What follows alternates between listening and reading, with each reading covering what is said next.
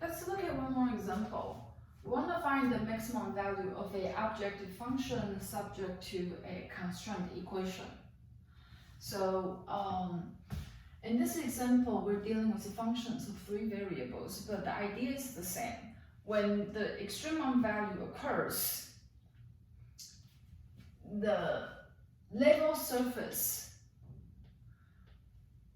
for f and and the surface for the constraint, they are tangent to each other. That means they share the same tangent plane and they share the same normal direction. And what gives normal direction?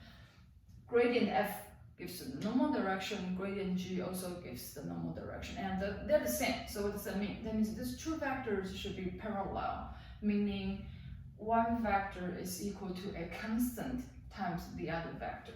Okay, so let's get started. Again, I wanna call the function that I see in the constraint equation function g. Then it doesn't have to be g, but just want to give it a name so then we can have something to write. Okay, all right. So now the constraint equation becomes g equal to 49. So that's a level surface for the g. Okay, so I have a name here. Now I wanna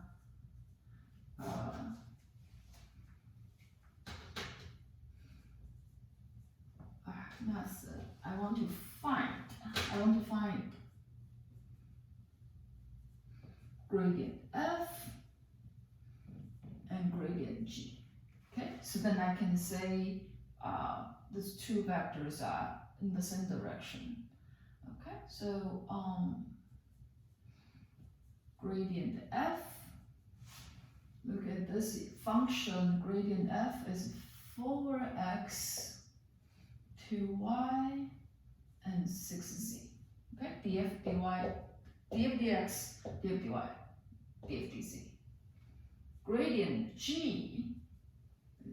this function, so that's 2 minus 3 minus, I think something's wrong. 4. Okay, so this should be the same as the equation. Okay. Erase it wrong. 2x minus 3y minus 4z. Okay, so df dx, sorry, dg dx, dg dy, dg dz.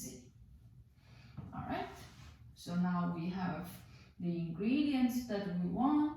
Set gradient f equal to lambda gradient g, and g equals 49. Solve for x, y, z, because this will be the candidate for extreme values. All right, so write things down. Compare the components, pretty easy. For x equals 2 lambda, 2y equals minus 3 lambda, and 6z equals minus 4 lambda, and here g is this function, so we have 2x minus 3y minus 4z equal to 49. All right, so the top 3 tells me that x is 1/2. Let me do this again. X equals 2 over 4 lambda, so that's 1/2 lambda. Y equals minus 3 over 2 lambda. Z equals minus 4 over 6 lambda, so that's minus 2/3 lambda.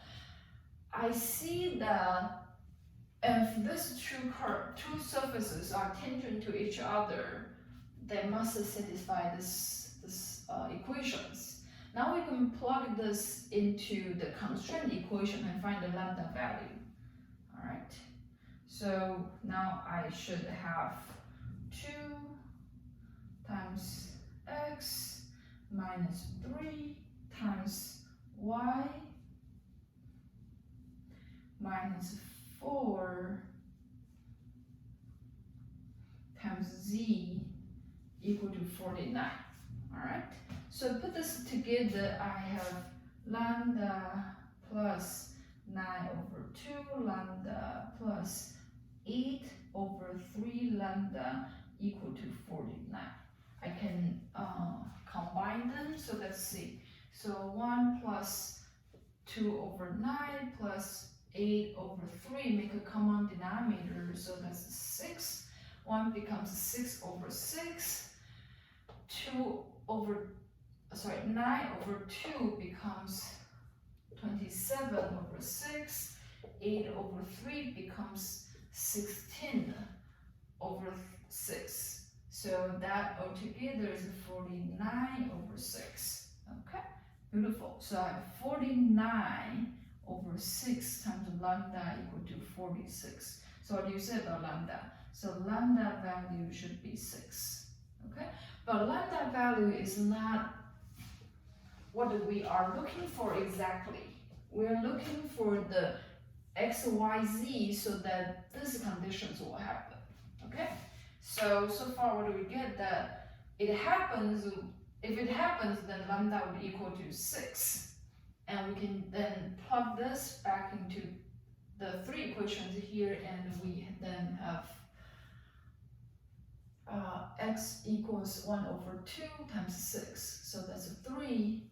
Y equals minus 3 over 2 times 6, so that's a minus 9, and z will be minus 4. All right. Again, that's not what we're looking for. We're looking for the maximum value of f. So f at 3 minus 9 minus 4, that is 2 times 3 squared plus minus 9 squared plus 3 times minus 4 squared.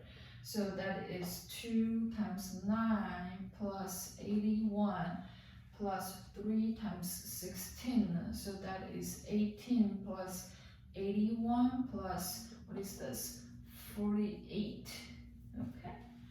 So I have 99 plus 48. So this is 147. Maximum value. Okay. Sorry, yeah, maximum value. Alright. Maximum value. Sorry, I had it wrong.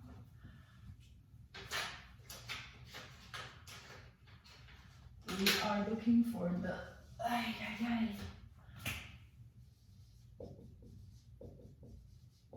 minimum value.